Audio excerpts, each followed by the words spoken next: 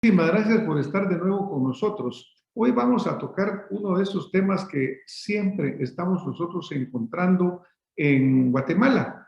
Pareciera que aquí no nos paramos de sorprender y de recibir noticia tras noticia que probablemente en otros lugares del mundo impactarían tremendamente. En Guatemala llega la noticia, nos sorprende por unas pocas horas y al poco tiempo como que no hubiera pasado nada, sigue la vuelta, sigue lo mismo y de repente volvemos a caer en situaciones difíciles. Estoy hablando todo esto porque el 19 de mayo se produjo en la prisión de Cantel un motín verdaderamente muy fuerte, verdaderamente espectacular, si lo vemos en esa dimensión, en la cual hubieron 7 decapitados. Imagínense, 7 decapitados. Y resulta, como ironía, que esa prisión se le llama centro de rehabilitación. ¿Cómo puede haber rehabilitación cuando se produce ese tipo de situaciones? Es prácticamente imposible saber. Pero como el sistema penitenciario es un tema muy profundo, muy complicado, pues me permití invitar para tocar este tema, para empezar en esta primera parte, a alguien que tiene una experiencia muy amplia. Estoy hablando de mi invitada de esta noche, la doctora en Derecho Penal, Patricia Guillermo de Chea. La doctora Guillermo de Chea se graduó en el 82 como abogada y notaria de la Universidad Rafael Andívar y su tesis de graduación se llamó Análisis del Sistema Penitenciario Guatemalteco y Proyecto de Codificación General. En el 83 fue nombrada directora de la prisión de mujeres Santa Teresa y del Centro de Orientación Femenina, lugares que atendió en forma simultánea. En el año 2004 fue nombrada directora del Sistema Penitenciario de Guatemala. En el año 2013 decide estudiar la maestría de Escuela de Estudios de Posgrado de la Universidad de San Carlos de Guatemala y luego un estudio de doctorado en Ciencias Penales con su tesis, Condenar o humanizar las cárceles de Guatemala, habiendo obtenido tanto en la maestría como en el doctorado una distinción de summa cum laude. Bienvenida, doctora. Muchas gracias por estar nosotros en Acción Positiva. Mucho Gracias gusto, por doctor. aceptar nuestra invitación. Gracias a usted por su programa y por la forma en que está llevando a cabo la difusión de problemas que deben ser analizados profundamente en Guatemala. Gracias, doctora. Lo más importante acá es el aporte que hacen ustedes como invitados y en este caso en particular, doctora, pues yo mencionaba que en esta cárcel ahí en Cantel se produce un sangriento motín, el cual aparentemente fue generado porque un preso que tiene un nombre conocido se sintió ofendido o realmente se sintió agraviado porque hubo un asesinato afuera en la calle en el cual la pareja de este preso fue asesinada. Una joven colombiana que estaba en Guatemala fue víctima de un atraco de esos violentos, sufrió muchos balazos con los cuales perdió la vida y en reacción a ello pues se produjo entonces este motín. Y aparentemente, porque eso es todo aparente en Guatemala, este es el país de las apariencias o de la saber qué, resulta que este pandillero ordenó que se procediera a decapitar a 3, que se volvieron 7. Y obviamente esto en una casi total impunidad. Yo leía en su hoja de vida, doctora, que cuando usted estuvo al frente del sistema penitenciario no se produjeron motines. ¿A qué aduce o a qué atribuye usted esta permanente inseguridad que se vive en las cárceles? Yo creo que debe ser una actitud preventiva, doctor. Usted no puede estar en un cargo tan delicado si no va haciendo acciones que puedan prevenir una causa mayor o un problema mayor. Por ejemplo, yo siempre tenía el contacto directo con el jefe de seguridad, con el encargado de la logística de nuestro sistema penitenciario, que en ese entonces, aunque usted no lo crea, era el finado Víctor Rivera. él me aconsejaba mucho en cuanto a que no dejara entrar visitas en forma amplia con reos de alta peligrosidad. ¿Cómo decirle?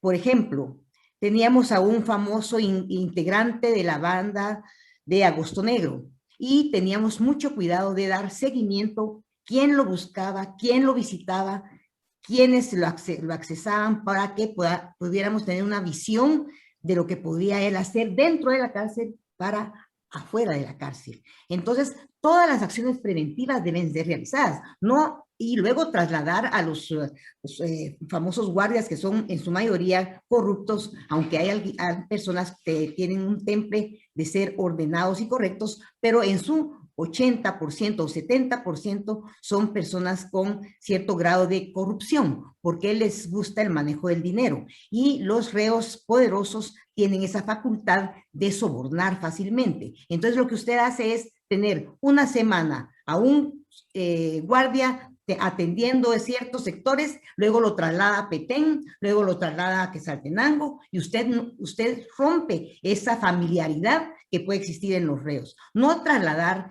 reos en grupos, no. Usted tiene que trasladar a los más peligrosos a lugares más reservados.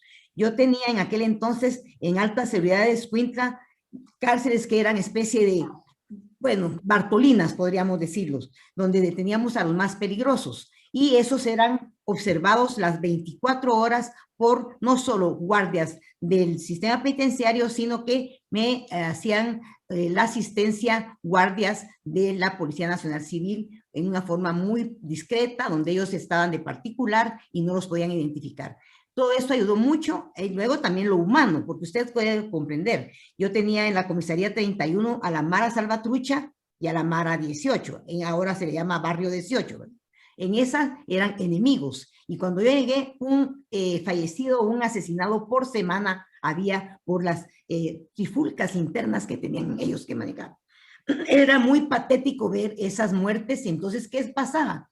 Vivían en una especie de gueto, era una especie de, que dijera yo, galeras de lámina, todas oxidadas, sin nada de seguridad, con pisos de tierra donde se les encerraba a las 6 de la tarde y se les sacaba a las 6 de la mañana, y a veces ahí hacían sus necesidades en bolsas plásticas, y usted llegaba y se acercaba a esos lugares, era una sensación nauseabunda, desesperante, grotesca, que no era posible que ahí vivieran personas.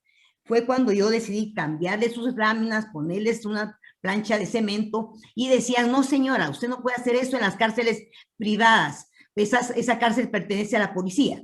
Entonces, claro, fui humanizando poco a poco el ambiente, y usted va a decirme cómo te resultó al final con una terapia muy especial que les dábamos, de terapia ocupacional, donde ellos se mantenían recibiendo clases de cómo viajar a España en forma imaginaria, cómo hacer un partido de fútbol del Real Madrid con el Barcelona, y se fueron integrando poco a poco y lograron la integración sin un solo muerto a partir del primer mes que yo entré a trabajar como directora.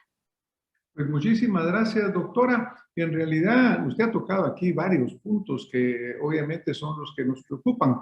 Cuando estábamos pues socializando este programa que hacíamos con usted, comentábamos, mire, desafortunadamente cualquier guatemalteco, debido a cómo funciona nuestro sistema de justicia, está expuesto a caer en una de estas prisiones, en caer en uno de estos infiernos realmente, porque verdaderamente esto se ha vuelto una tragedia espantosa. Y eso, doctora, considerando que la misma Constitución Política de la República establece que los que están en prisión están bajo la protección del Estado.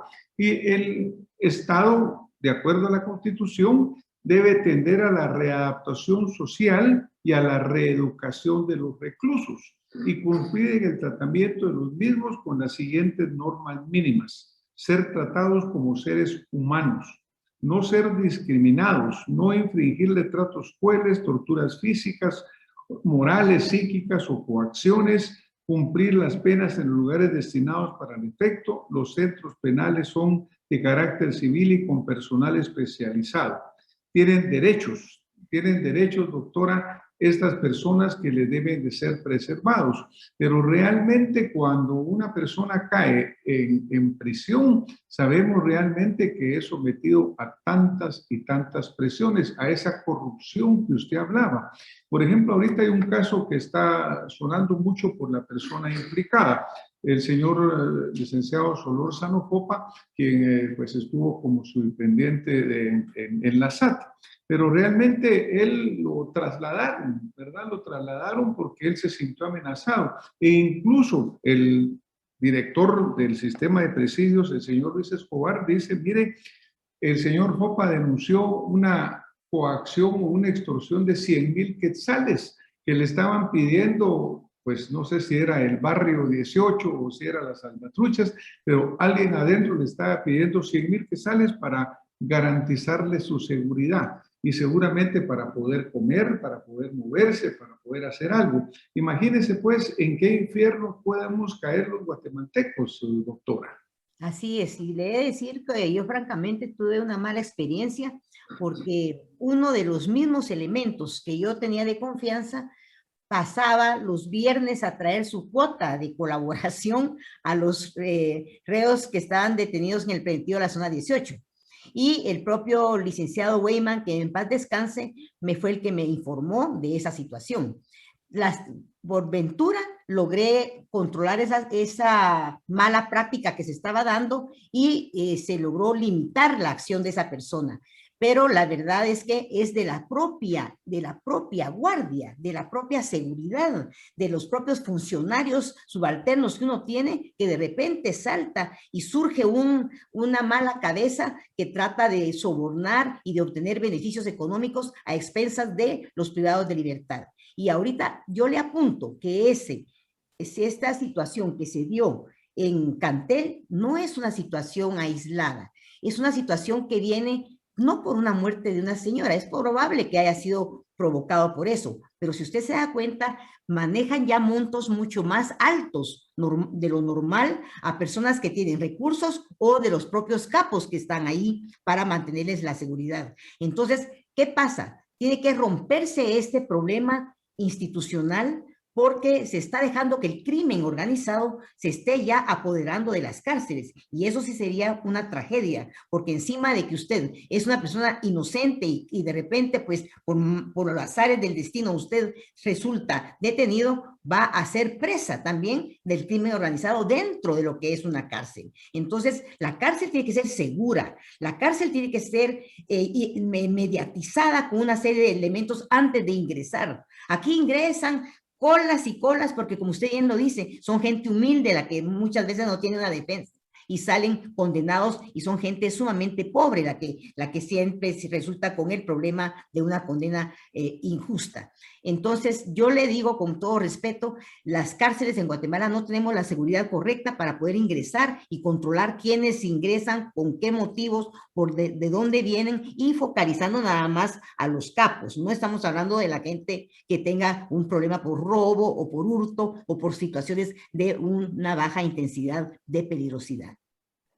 Claro, y lo que pareciera, doctora, es, por ejemplo, este grado de impunidad con que esto se desarrolla. Por ejemplo, el señor director de presidios, el señor Escobar, cuando se le hace la pregunta, él mismo contesta y dice, el recluso más fuerte en cada sector es el que cobra la talacha.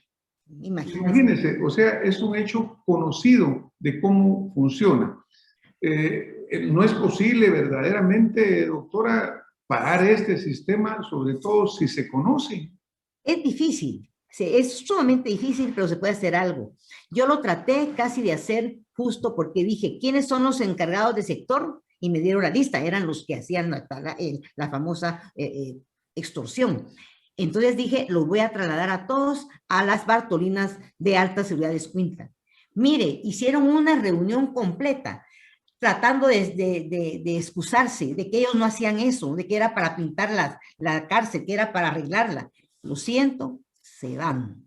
Y se fueron solamente los menos peligrosos, porque los más peligrosos se atrincheraron y no salieron y no hubo un alma de lo de Dios que pudiera sacarlos. Era una cosa sumamente difícil. Si usted hacía un paso de esa índole, lo que provocaba era una conmoción interna que los propios reclusos decían, no, dejemos a este como encargado porque este no es malo, este no le pega a uno en las noches, no tratan de violarlo a uno en las noches. Eso decían los propios reos, de que se cuidaran del bueno, que ese no lo dejaran salir, de su encargado. Puede usted imaginarse, del que le pagaban la talacha. E imagínese, doctora, que esta situación, pues es obvio, usted la conoció directamente, usted la sufrió directamente porque tuvo que enfrentarla. Y esto continúa siendo exactamente igual, porque estas declaraciones son de hace 2 días, reconociendo que los que mandan en las cárceles realmente son los reclusos, los capos que están afuera y los siguen mandando. Cuando se menciona que presuntamente un capo en Cantel fue el que ordenó que se decapitara a otros como un castigo, pues uno se pregunta quién manda en el sistema de presidio de Guatemala. Por otro ¿Sabes quién lado, manda, doctor? Manda la barbaridad del hacinamiento que tenemos. Es un hacinamiento bárbaro el que hay, doctor. Realmente, si usted imagina un lugar que es para 9,000, 6,000 personas, está ocupado por 26,000 personas. No se puede, es imposible poder obtener un orden con eso. ahora definitivamente yo creo que aquí podemos nosotros volver a platicar esto, nos enriquece lo que usted nos está contando. Desafortunadamente, en el ciclo vicioso que nosotros estamos viviendo en Guatemala, doctora, en poco tiempo va a volver a haber otro motín. Será en Cantel, será en Canadá, será en cualquiera de los centros, ¿no? Porque Así es. verdaderamente esto se repite, porque nada cambia. Entonces, por ejemplo, usted hablaba algo muy importante, el hacinamiento en que viven los presos. Pero este hacinamiento no es simplemente espontáneo, porque de acuerdo a lo que hemos analizado, incluso en la próxima segmento de esta plática, vamos a tocar el tema. Pero, por ejemplo, doctora, ese hacinamiento, ¿cuál diría usted que son las causas reales de que haya tanto preso en... La principal es la mora judicial, doctor. La mora judicial implica que muchos juzgados se llenan demasiado de casos y a usted le dan las audiencias un año antes o 2 años después. O sea que la mora judicial tiene que ser un problema que el organismo judicial tiene que arreglar, que componer, que distribuir de mejor manera para que no se tarden tanto los procesos y luego que no exista esa tendencia de la prisión preventiva constante que se la dan a gente bien humilde, gente que no tiene mayor posibilidades de defensa, gente que incluso es gente normal de clase media que podría defenderse como corresponde, pero si no tienen buenos abogados, viene y resulta que no se los condenan y los tienen con una prisión preventiva de 3, 4, 5, 6 años. Y eso sí ya es totalmente injusto.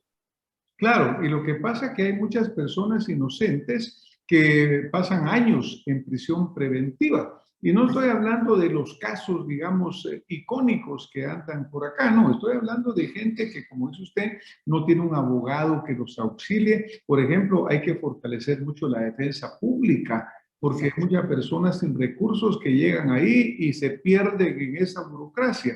De acuerdo a algún cálculo, se mencionaba que el 50% de los que están actualmente privados de libertad podrían estar afuera, podrían estar en una prisión preventiva o con esa presunción de inocencia, dependiéndose, pero en sus casas o afuera, sin ser un costo social para ellos, para sus familias, sin ser un costo para el Estado y sin estarse exponiendo sus vidas en esas situaciones de violencia que ahí se viven, doctora. Así es, volvemos entonces a lo que es quienes aplican justicia. Entonces los juzgadores deben de ser más cuidadosos de aplicar justicia, tratar de darles la medida sustitutiva de domiciliaria o una fianza económica si usted quiere, pero que les respeten la libertad mientras que no se declare plenamente si son culpables. Pues muchas gracias, doctora. Recientemente recibí un libro que me ha impresionado muchísimo, el cual estoy leyendo, todavía estoy en ese proceso. El libro lo publica una señora, una dama guatemalteca, Anaité Alvarado, y el libro se llama Infamia.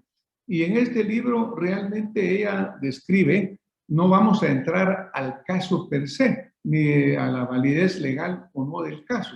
Pero Ana en este describe cómo cae en prisión en una forma inesperada y cómo tiene que sobrevivir en esas situaciones terribles en Santa Teresa, en el centro de detención, en la carceleta, es decir, una ciudadana en una forma inesperada es sujeta a eso. Y doctora, desafortunadamente en Guatemala cualquiera de nosotros podemos caer y caer en esa burocracia que, como dice usted, mire, le toca audiencia en no sé cuántos meses y para mientras dejan a usted en una prisión preventiva. Y todo esto va a sumar y sumar y sumar a ese tremendo hacinamiento que existe en las cárceles y que permite que se vuelvan unas academias del crimen porque gente que no tiene ninguna acción verdaderamente o no es culpable hasta que no se le pruebe, va a ser contaminada, va a ser extorsionada, va a ser coaccionada, incluso lastimada físicamente o asesinada por todas estas maras que funcionan impunemente adentro, doctora. Y es loable que ella haya hecho ese libro, pero la mayoría de los hombres jóvenes que salen, salen con resentimiento, doctor, con odio, con deseo de vengarse de la sociedad que los, de alguna manera injusta, los incluyó en ese lugar tan desagradable que va a pasar penas, extorsiones, malos tratos, y eso evidencia que la justicia no es justicia, que esa justicia la estamos mal haciendo y no la estamos haciendo en una forma correcta. Pues mire, yo creo que si nosotros podemos dejar un mensaje importante acá, es verdaderamente el hecho de hacer un llamado a quienes imparten justicia, porque dice que no hay justicia más injusta que la injusticia que cometen los que deben de aplicar la justicia correctamente, porque no es posible. Yo creo que el crimen debe de castigarse definitivamente. También comentábamos a veces que los que están en la cárcel no son necesariamente los que deben de estar y muchos que debían de estar no están, ¿verdad, doctora? Es decir, andan paseando por Europa. hasta en eso se falla.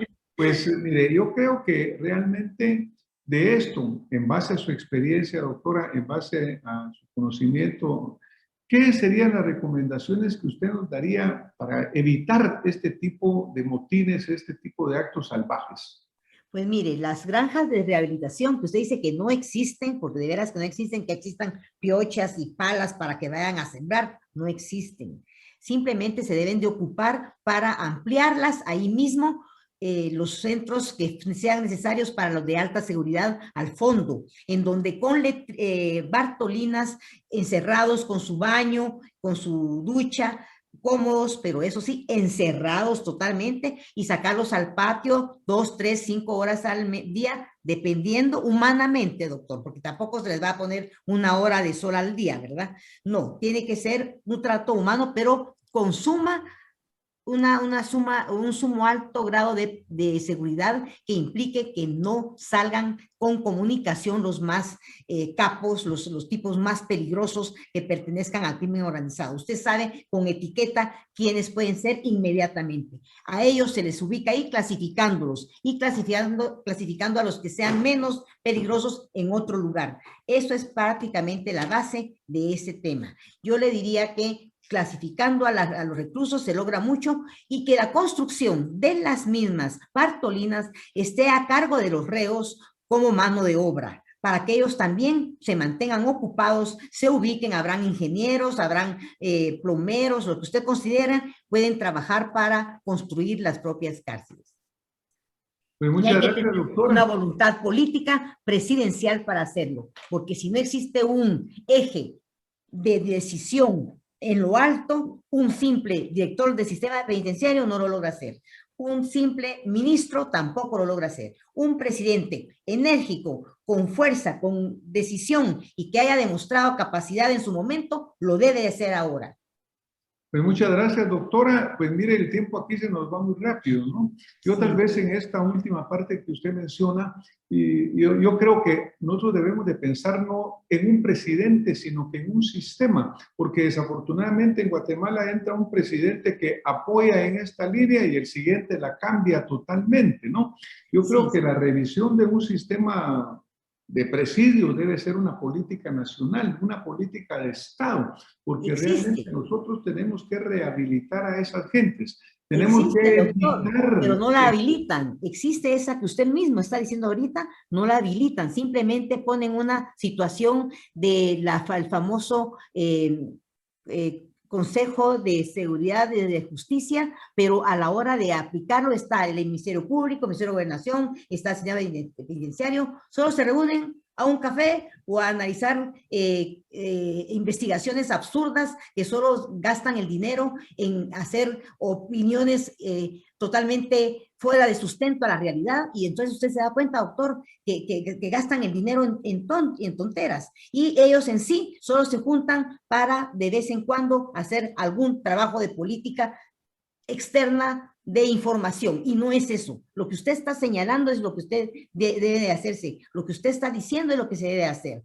Hacer un consenso, un consejo de seguridad, pero práctico, que plasme los objetivos realistas, antes de que se nos termine el tiempo, porque yo sé que ya se nos está terminando el tiempo. Pues muchísimas gracias, doctora. Y obviamente atrás de todo esto está la corrupción, porque va desde la talacha, que como se dice, no se queda a los niveles bajos, sino que se dice, aquí todo se dice, ¿verdad, doctor? Que Sí, llega hasta los niveles altos y que esos 100,000 que sale se reparten bastante, bastante para arriba también. para todo. Obviamente la política de decir construyamos más cárceles, para mí es equivocada. Tenemos que prevenir el crimen, rehabilitar, modernizar el sistema para no tener a 50% de los reos ahí por largo tiempo cuando son inocentes.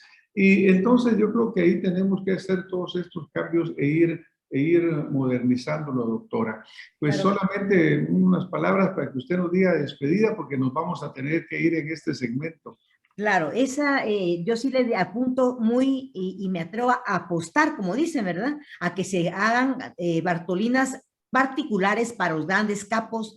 Pueden ser unos 200, 300 Bartolinas en cada una de las granjas penales hechas por los propios reos, construidas con toda la seguridad del caso, claro que supervisados, y yo le aseguro que el hacinamiento va a bajar. Va a bajar porque entonces se va a focalizar en los entes únicamente que sí deben de estar presos, no los que no deben de estar presos. Bueno, pues doctora, muchísimas gracias por habernos enriquecido hoy con este tema tan sensitivo para todos los guatemaltecos, tan importante porque verdaderamente, como le digo, nos puede afectar a cualquiera en esta vida. Hoy nos tenemos que retirar, doctora. Le damos muchísimas gracias. A En usted nuestro muchas siguiente gracias. segmento vamos a seguir tocando el tema, el abogado penalista, el licenciado Mauricio Berrondo, en un programa que, doctora, hicimos hace 5 años y lo estoy repitiendo hoy porque tristemente, básicamente es como que hubiera sido ayer el programa, porque Sí. la situación sigue siendo actual, como que no logramos superar. Hoy nos tenemos que retirar. Vamos al siguiente segmento, doctora. Muchísimas gracias. A usted muy fino, doctor. Muchas gracias por la invitación Nos vemos con más acción positiva. y muchos éxitos.